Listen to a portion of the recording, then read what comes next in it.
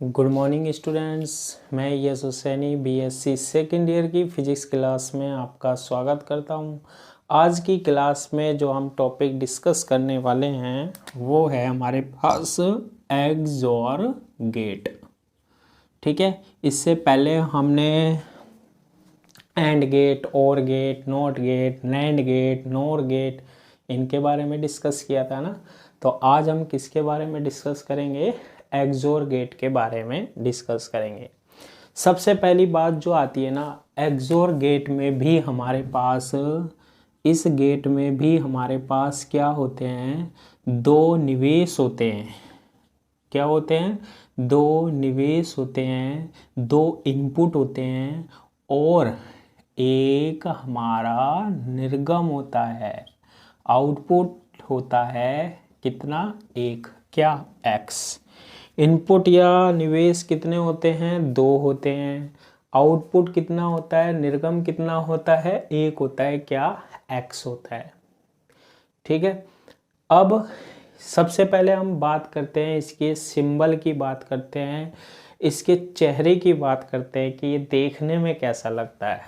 तो देखो, नाम से पता लग रहा है एक्सोर, और आ रहा है। तो आप जब इसका सिंबल बताते हो, इसकी शक्ल बताते हो भाई कैसी होने वाली है, तो आप क्या बना लो? और गेट बना लो। ये बना लिया और गेट।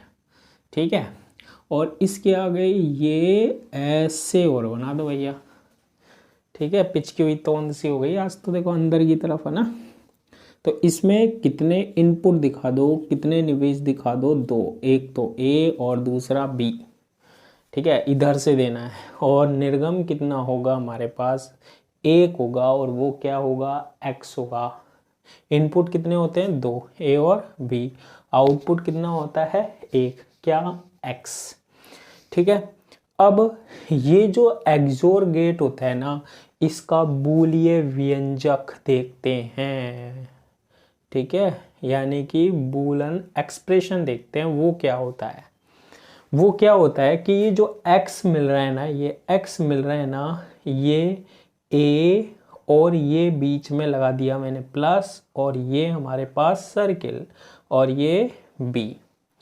ए एक्सोर बी हमारे पास क्या बताता है कि ये जो निवेशी है ना, ए और बी, इसका कौन सा ऑपरेशन हो रहा है, कौन सी संक्रिया हो रही है, ये चिन्ह जो होता है वो बताता है एक्सोर ऑपरेशन हो रहा है, एक्सोर संक्रिया हो रही है। यानी कौन सा लॉजिक करके देता है? ये एक्सोर लॉजिक करके देता है। ठीक है, तो निर्गम पर मिलता है ए और ये चिन्ह और बी। अब देखो होता क्या है इसका मतलब? इसका मतलब होता है ए into B bar plus A bar into B.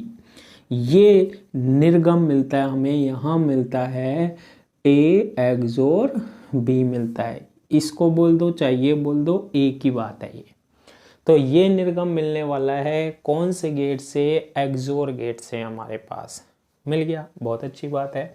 अब देखो इसकी ट्रुथ टेबल बनाए हम, ये मिलता है हमारे पास। ध्यान रखना, इसको देखते ही पहचान जाना एक्सोर गेट है। बाकी इसका प्रतीक क्या है? ये है। चलो इसकी कहानी बताने से पहले हम इसकी सत्यता सारणी देख लेते हैं। सत्यता सारणी ही सारी कहानी बता देगी इसकी। ट्रुथ टेबल, ओहो, ट्रुथ टेबल जो होती है ना, वो क्या होती है? ट्रुथ टेबल बता देगा भाई ये क्या लॉजिक करने वाला है। इसका जो लॉजिक होता है ना, उसको हम इस टेबल के द्वारा रिप्रेजेंट करते हैं। इसमें हमारे पास निवेश होता है, इनपुट होता है और निर्गत होता है। ठीक है, निवेश या इनपुट कितने होते हैं? दो होते हैं, एक तो ए और एक बी। निर्गत कितना होता है? एक होता है एक्स। ए और बी का एक्सोर करेगा जब मिलेगा एक्स। तो ये जो सत्यता सारणी होती है, ट्रुथ टेबल होती है, क्या कहती है कि यदि ए की वैल्यू 0 है, बी की वैल्यू 0 है, तो जो एक्स मिलेगा ना, वो हमें कितना मिलेगा? 0 ही मिलेगा। कितना मिलेगा? 0 ही मिलेगा। फिर ए की वैल्यू 0 है, बी की वैल्यू 1 है, तो हमें क्या मिलता है? वो 1 मिलता है। फिर ए की वैल्यू 1 है, b की वैल्यू 0 है तो भी हमें क्या मिलता है, 1 मिलता है। जब दोनों 1 1 होते हैं तो हमें 0 मिलता है। ठीक है, जब दोनों निवेश समान होंगे ना तो हमें क्या मिलता है, निर्गम 0 ही मिलता है। ऐसा गेट कौन सा गेट होता है, ठीक है, ऐसा गेट कौन सा गेट होता है हमारे पास, एक्सोर गेट होता है ना। ध्यान से सुन लेना, क्या, जब दोनों निवेश, ठीक है, दोनों इनपुट क्या हो, इक्वल हो, समान हो, यानी या तो 0 0 हो या फिर 1 1 हो। ठीक है, 0 0 हो या 1 1 हो तो निर्गम क्या मिलेगा भैया, हमेशा 0 मिलेगा, लो मिलेगा। तो निर्गम x इज इक्वल टू 0 प्राप्त होगा। ठीक है, तो निर्गम x बराबर 0 मिलने वाला है कौन से गेट में, एक्सोर गेट में। अब आप कहोगे भाई ये तो प्रूव करके दिखाओ, ऐसा ही होता है। जरूर करके दिखाएंगे, देखो क्यों नहीं करके दिखाएंगे। तो देखो इसका प्रूव हम टेबल के द्वारा ही कर देते हैं कि भाई यही मिलेगा 0 1 1 0। एक्सोर गेट ये फॉर्मूला होता है ए एक्सोर बी, और ये एक्सोर हटाओगे तो इसे क्या लिख सकते हैं, A B bar plus A bar B, रट जाना चाहिए, है ना। अब देखो इसको मैं टेबल्स की हेल्प से ही समझाता हूँ, देखो है ना। सबसे पहले कितने, एक तो ए और एक बी, कितनी कंडीशन होती है भैया, 4 होती है। एक तो होती है 0 0, ठीक है, एक होती है 0 1, ठीक है, एक होती है हमारे पास 1 0, और एक होती है हमारे पास 1 1। ठीक है, ए जब 0 0 हो, 0 1 हो, 1 0 हो, 1 1 हो, ये है। अब देखो ये फॉर्मूला होता है ए बी बार, यानी बी बार चाहिए होता है हमें। एक्सोर की जब भी ऑपरेशन करा रहे हो बी बार चाहिए होता है। तो आप बी बार निकाल लो भाई, निकाल लेते हैं, लो बी बार क्या होगा, बार का मतलब होता है प्रतिलोम, इनवर्स। मैंने बताया था 0 है तो 1 1 है तो 0। तो ये 0 है, इसको 1 लिखो, 1 है 0 है 0 है, 1 है 1 है 0 लिख दो, हटा, हो गया काम। फिर ए बार भी काम में आ रहा है, ए और बी तो है ही हमारे पास, ए और बी तो है ही। फिर आ रहा है ए बार काम में, ए बार निकाल लो यार, ए बार निकाल लेते हैं। ए बार क्या होगा, ए 0 है 1, 0 है 1, 1 है तो 0, बार का मतलब होता है 1 है तो 0 कर दो, 0 है तो 1 कर दो, 1 है 0 कर दिया। अब उसके बाद क्या है, इसमें ए इंटू बी बार है, ए इंटू बी बार। अब ये कहानी सुन लेना ए इंटू बी बार की।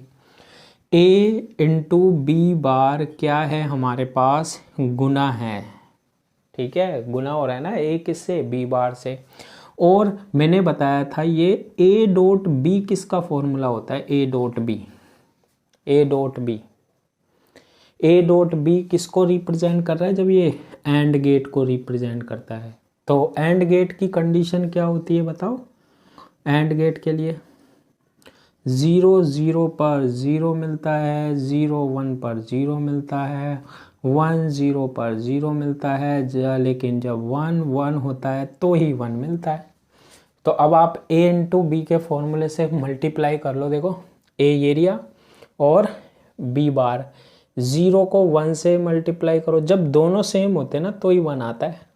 तो देखो 0 को 1 से करो कितना आएगा, 0, 0 को 0 से 0, 1 को 1 से करते हैं तो 1 आता है, और 1 को 0 से करोगे तो क्या आएगा, 0।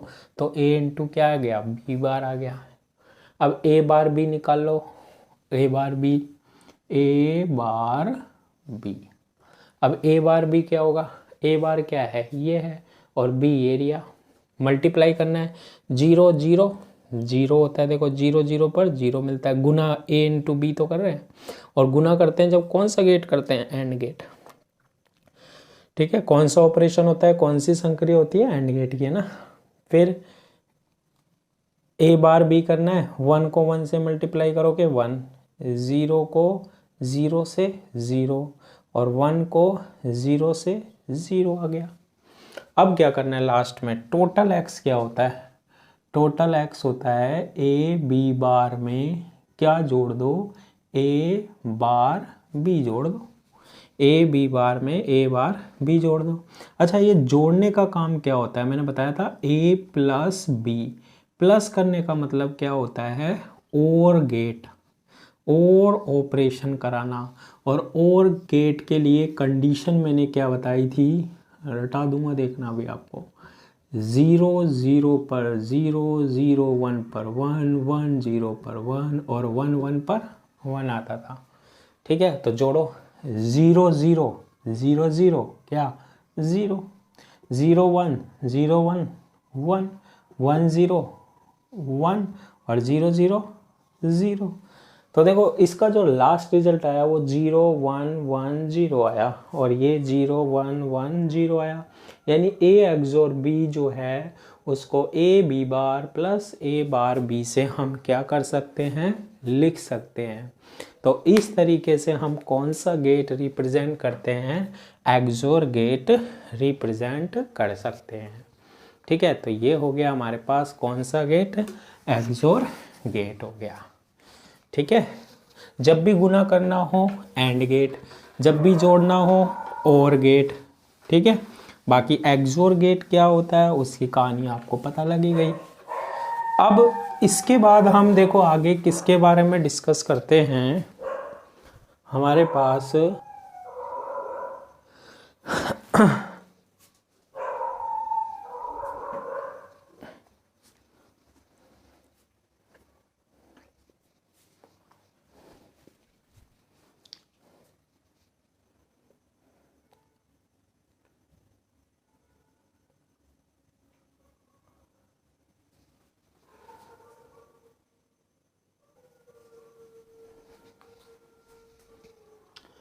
बूलन थ्योरम यानी कि बूलिय प्रमेय। एक क्वेश्चन डेफिनेटली मिलेगा, कोई भी यूनिवर्सिटी हो चाहे, है ना। बूलिय प्रमेय यानी कि बूलन थ्योरम। ठीक है, अब देखो इसमें हम करने क्या वाले हैं, बूलन थ्योरम। इसके सबसे पहले हम कुछ रूल्स देख लेते हैं कि ये थ्योरम क्या कहती है। सबसे पहले इसमें हम पढ़ते हैं क्या, क्रम विनिमय। बूलिय प्रमेय में, बूलन थ्योरम में सबसे पहले हम देखते हैं क्रम विनिमय यानी कम्यूटेटिव लॉ। ठीक है, कम्यूटेटिव लॉ ये क्या होता है, देखो ये क्या कहता है, उल्टा सीधा एक समान। ठीक है, इसका क्या मतलब होता है, एक्सप्रेशन लिखते हैं हम कि अगर हम a प्लस b कर रहे हैं वो इक्वल होता है b प्लस a के। ठीक है, या फिर हम a इंटू बी कर रहे हैं ना तो वो b इंटू a के इक्वल होता है। यहाँ आप ये ध्यान रखना, ये जब बीच में प्लस आ जाए तो ये किसको रिप्रेजेंट कर रहा है, और संक्रिया को, और संक्रिया को, और ऑपरेशन को। और ऑपरेशन क्या कहता है कि यदि हमारे पास a और b 0 0 हैं तो निर्गम 0 0 1 है, 1 1 0 है, 1 और 1 1 है तो क्या मिलेगा 1। ये कौन सी संक्रिया होती है, और वाली होती है ना। इसके बाद देखो ये a b है, a b ये मल्टीप्लाई है, गुना है। गुना की बात करते हैं तो वो एंड गेट होता है। मैंने बताया था x is equal to A into B देता है और x is equal to A plus B देता है। इसमें क्या होता है, देखो a होता है, b होता है, x होता है। 0 0 पर 0, 0 1 पर भी 0, 1 0 पर भी 0 और 1 1 पर क्या मिलता है, 1 मिलता है। ये कौन सा ऑपरेशन है, एंड गेट का है। ठीक है, कौन सा है, एंड गेट का है।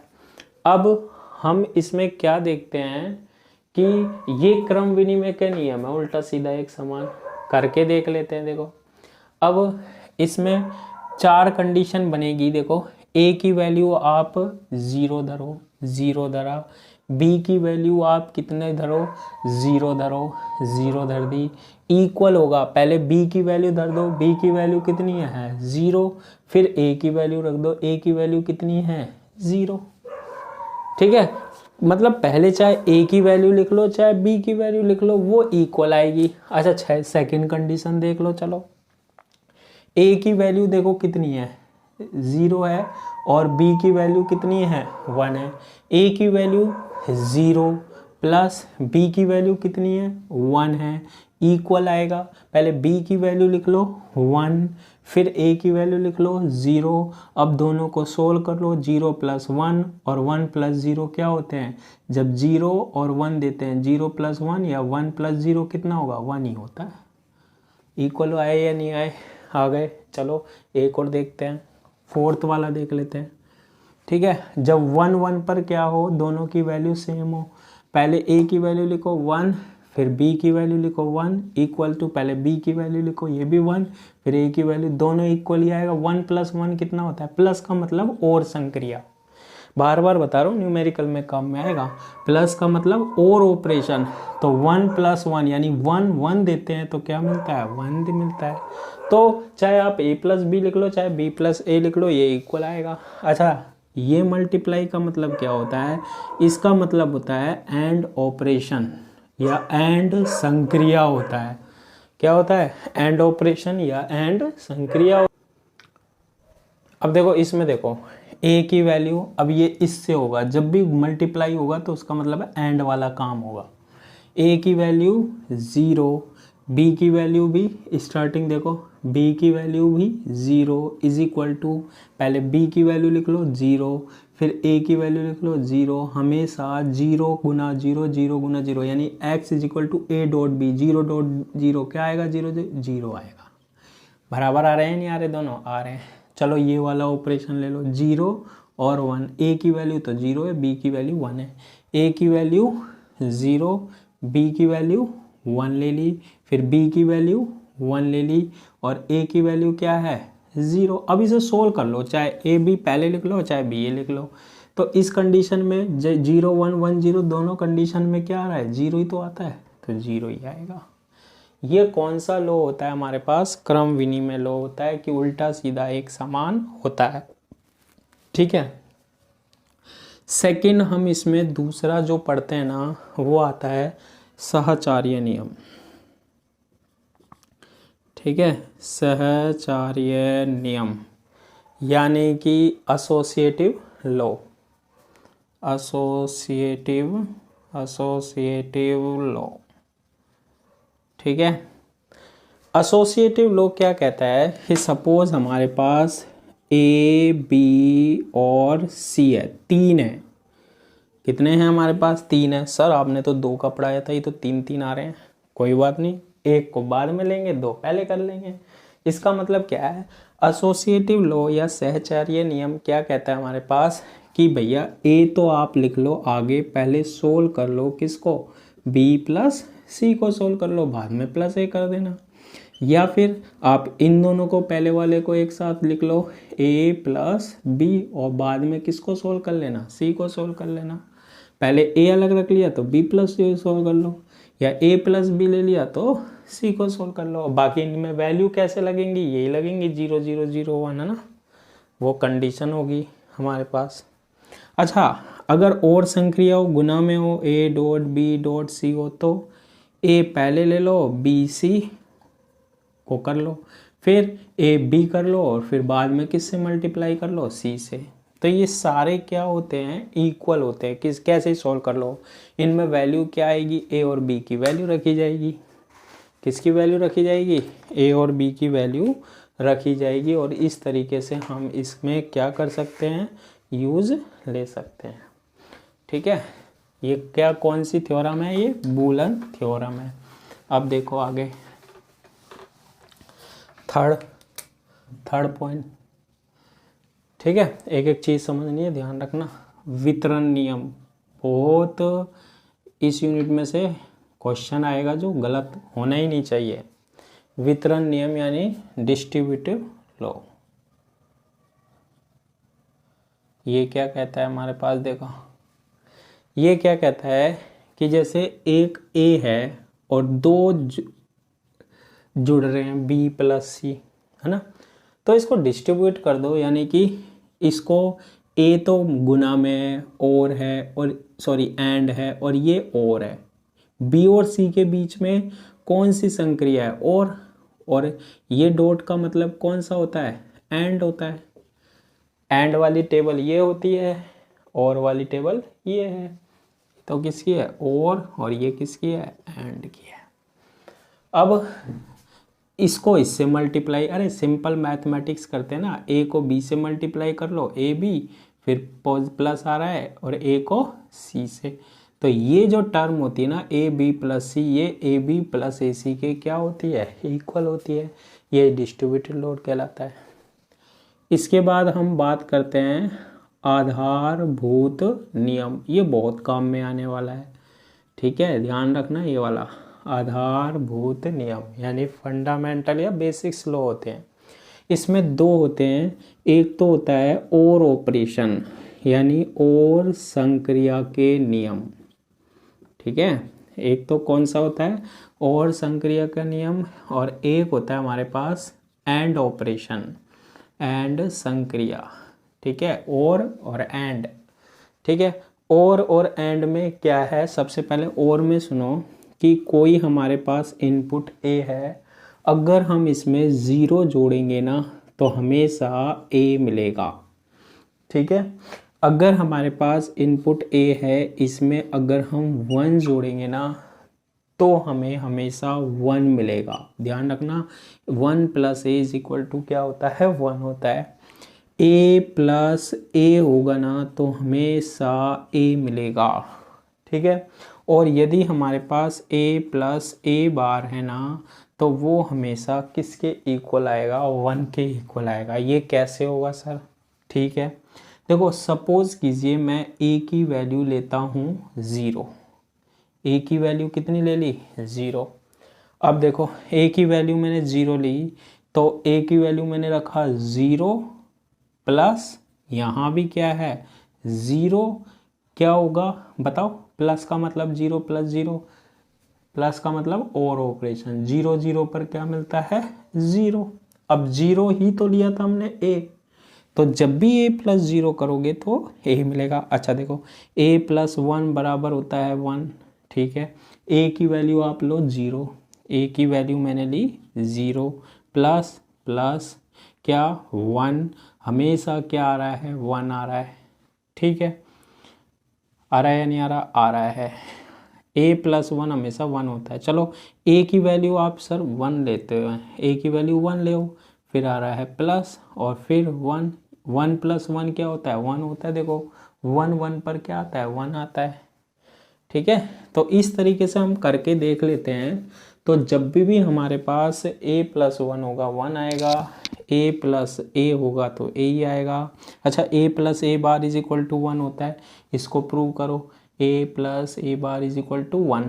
a के दो वैल्यू हो सकते हैं, एक तो 0 हो सकता है और a की एक 1, क्योंकि हम जो पढ़ रहे हैं वो 0 और 1 की फॉर्म में।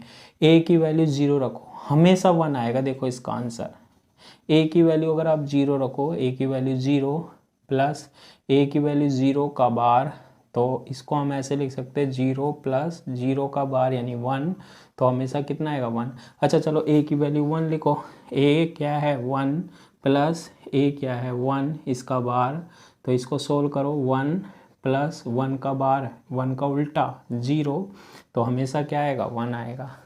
तो जब भी हम इनमें वैल्यू रखते हैं ना तो ध्यान रखना a plus a bar is equal to क्या होगा 1 होगा। ऐसे ही हमारे पास एंड संक्रिया, एंड ऑपरेशन के भी क्या होते हैं नियम होते हैं। एंड ऑपरेशन के भी नियम होते हैं। क्या होता है कि यदि हम a को 0 से मल्टीप्लाई करें तो 0 आता है, a को 1 से मल्टीप्लाई करें तो a आता है, a को a से मल्टीप्लाई करें तो हमेशा a आता है, और a को a बार से मल्टीप्लाई करें यानी ओ एंड ऑपरेशन करें तो 0 आता है। देखो सोल्व करके दिखा देता हूँ, a डॉट a बार हमेशा 0 आता है, प्रूव करो। ए की दो वैल्यू होगी, या तो 0 होगी या 1, क्योंकि हम यहाँ पर बाइनरी पढ़ते हैं, उसमें 0 और 1 के रूप में निवेशी और निर्गम देखना ना। ए की वैल्यू सपोज करो 0 ले ली मैंने, आंसर आएगा हमेशा 0। ए की वैल्यू 0 ली, डॉट ए की वैल्यू 0 का बार, सोल्व करो, 0 डॉट 0 का बार 1, 0 और 1 होता है, ये डॉट है यानी कि एंड गेट में जाओ, 0 और 1 पर क्या मिलता है 0, यानी इसका आंसर क्या आया 0। चलो ए की वैल्यू 1 ले लो, ए की वैल्यू 1 लोगे तो क्या होगा, देखो ए 1 डॉट ये 1 और उसका बार, तो 1 डॉट 1 का बार मतलब 0, 1 इंटू 0 1 और 0 तो क्या मिलेगा 0 मिलेगा। तो इस तरीके से हम कौन से नियम आप वैल्यू रख रख के देख सकते हो, 0 और 1 हमेशा क्या आएगा हमारे पास 0 ही आएगा। ठीक है, तो ये तो हो गए हमारे पास कौन से नियम, और एंड गेट के नियम हो गए। अब आगे सुनो, इसके बाद नेक्स्ट हम पढ़ते हैं 5th, क्या पूरक नियम। ये भी बहुत काम में आने वाला है, न्यूमेरिकल जो आएगा ना यूनिवर्सिटी में वो इस पर बेस्ड आएगा ना। देखो पूरक नियम क्या होता है कि ए जो है इसका जो डबल बार है, डबल बार वो किसके इक्वल होता है, ए के। आगे काम में आएगा, बार बार नहीं बताऊंगा। ए का जो डबल बार है वो किसके इक्वल आ रहा है, ए के इक्वल आ रहा है। देखो कैसे, ए की वैल्यू आप 0 ले, ठीक है। अब इसका आप क्या करो, एक बार बार लो, ठीक है, फर्स्ट टाइम बार लो, 2 बार बार है ना, ए का पहली बार बार लिया तो कितना हो गया 1, फिर सेकेंड इसका दोबारे बार लो तो कितना आ गया 0, ठीक है। तो देखो ए हमने क्या लिया था 0 और आ भी क्या रहा है 0, तो जो वैल्यू ए की होगी ना वही वैल्यू हमारे पास मिल जाएगी। तो हमेशा ध्यान रखना ए का डबल बार किसके बराबर होता है 1 के। जैसे 0 का एक बार बार लो, आप उल्टा करो, 0 को एक बार 1 आ गया, फिर 1 का एक बार और लो, दोबारा पहली वाली कंडीशन आ गई या नहीं आ गई, लेके चले थे जो आ गई। तो ए डबल बार किसके इक्वल होता है, ए के इक्वल होता है। तो ये बात आपको ध्यान रखनी है, ठीक है, इजी है यार। इसके बाद हम देखते हैं नेक्स्ट, क्या अवशोषण नियम। अवशोषण नियम, अब देखो जो हमने पीछे नियम पढ़े हैं ना वो काम में लेने वाला हूँ, तो ध्यान रखना। अब मैं कुछ नहीं कर सकता, यानी अब्जॉर्प्शन लॉ, ठीक है। तो पीछे वाला ध्यान रखना जो अभी हमने पहले डिस्कस किया था। पहला क्या कहता है कि a प्लस ए बी जो होता है, a प्लस ए बी जो होता है ना वो a के इक्वल होता है। a प्लस ए बी किसके इक्वल होता है, a के। प्रूव कर सकते हैं, LHS ले लो, a प्लस क्या ए बी है ना, क्या कॉमन आ रहा है, a कॉमन आ रहा है, 1 प्लस बी। अभी अभी मैंने बताया था 1 प्लस ए हो 1 प्लस बी हो, इनकी वैल्यू हमेशा कितनी होती है 1 होती है। तो इसकी वैल्यू आप कितनी पुट कर दोगे 1, तो ये कितना आ जाएगा a आ जाएगा। यानी a प्लस ए बी की जगह आप क्या लिख सकते हो, a लिख सकते हो, ठीक है। सेकंड देखो क्या होता है, a plus A bar b जो है, a plus A bar b जो है ना ये a प्लस बी के क्या है इक्वल है, ये प्रूव करना है हमें, ठीक है। a plus A bar b जो है वो a प्लस बी के इक्वल है, ये प्रूव करना है। तो देखो इसको प्रूव कैसे करेंगे हम, सबसे पहले हम क्या करें, LHS ले लेते हैं।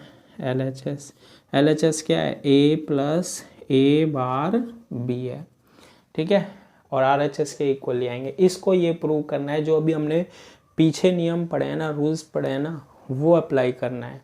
तो देखो यहाँ A में इसमें B है, अब देखो देखने से इसमें कोई कॉमन नहीं आ रहा, कोई कुछ नहीं कर आ रहा, ऐसी कंडीशन में आप दिमाग लगाओ, जितना भी है उतना लगाओ, है ना, दिमाग लगाना है, जितना है उतना लगाओ। तो देखो मैंने अभी अभी यहाँ पर लगा, मैंने इतना ही दिमाग लगाया कि 1 plus B is equal to होता है क्या, 1 होता है ना, 1 plus B is equal to 1। तो देखो ए है, ए में बी नहीं है ना, तो मैं इसको ऐसे लिख सकता हूँ ए 1 प्लस बी। ये किसकी वैल्यू, 1 की वैल्यू, भाई 1 से गुना कर लो ए से, वही कोई फर्क ही नहीं पड़ रहा। बाकी क्या आ रहा है, ए बार बी आ रहा है। लिख सकता हूँ नहीं लिख सकता, लिख सकता हूँ। हमें ये प्रूव करना है। इसको करने के लिए मैंने ये जो ए है, ए के मल्टीप्लाई में 1 है, 1 की जगह 1 प्लस बी लिख दिया। अब मल्टीप्लाई कर लो, देखो ए प्लस ए बी प्लस और ए बार बी। और ये तो देखो आप यहाँ भी कर सकते हो, ए की जगह ए प्लस बी लिख सकते हो, नहीं लिख सकते, ये प्रूव कर चुके हैं। ए किसके इक्वल होता है, ए प्लस बी के। तो ये देखो ये ए है, इसकी सीधी वैल्यू भी रख सकते हो, ए प्लस ए बी। हमें तो ये प्रूव करना है, करेंगे भाई। ए प्लस इन दोनों में से एक अब कॉमन ले लो, देखो बी कॉमन आ रहा है, तो ये बनेगा ए प्लस ए बार। और अभी अभी मैंने बताया था ए प्लस ए बार की वैल्यू कितनी होती है, 1। तो ये कितना बनेगा, ए प्लस बी बन जाएगा। बन रहा है नहीं बन रहा। इस तरीके से हम इसको क्या कर लेते हैं, प्रूव कर लेते हैं। इसके बाद देखो स्टेप नंबर 3, यानी कि एक और प्रूव करवा रहा है हमारे पास, क्या कि जो ए प्लस बी होता है ना, और जो ए प्लस सी होता है, ए प्लस बी और ए प्लस सी, ये ए प्लस बी सी के इक्वल होता है। तो इसको प्रूव करने के लिए हम LHS ले लेते हैं। LHS क्या है, ए प्लस बी और ए प्लस सी। अब जो हमें मल्टीप्लाई करना आता है, गुना करने आता है, वैसे गुना करेंगे, बिल्कुल करेंगे। ए को ए से गुना किया, ए प्लस ए को सी से मल्टीप्लाई किया, ए सी, ए को बी से मल्टीप्लाई किया, ए बी, और बी को सी से, अरे मैथ में करते हैं यार, वैसे कर दिया। अभी अभी मैंने आपको बताया था ए इंटू ए किसके इक्वल होता है, ए के। तो A plus A C plus A B plus B C. अब इसको इस तरीके से सोल्व करो कि ये आ जाए हमारे पास RHS, है ना। तो मैंने क्या किया कि ये जो आगे है ना, इसमें से मैंने क्या कॉमन ले लिया, ए, तो 1 प्लस सी आ गया, plus A B plus B C, क्योंकि 1 plus B is equal to 1, 1 plus A is equal to 1, ऐसे ही 1 plus C is equal to भी क्या होगा, 1 होगा। 1 plus C is equal to भी क्या होगा, 1 होगा। तो हमारे पास क्या बनेगा, A plus A B plus B C बन जाएगा, A plus A B plus B C बन जाएगा। अब देखो इन दोनों में से मैं क्या कॉमन ले लेता हूँ, ए कॉमन ले लेता हूँ, तो 1 प्लस बी बन जाएगा प्लस बी सी बन जाएगा। 1 प्लस बी को फिर हम क्या लिख सकते हैं, 1, तो ये बचेगा ए प्लस बी सी। और यही देखो हमें क्या करना था, लाना था RHS में। तो इस तरीके से हम क्या कर लेते हैं, सोल्व कर लेते हैं। आज की क्लास के लिए इतना ही। Thank you.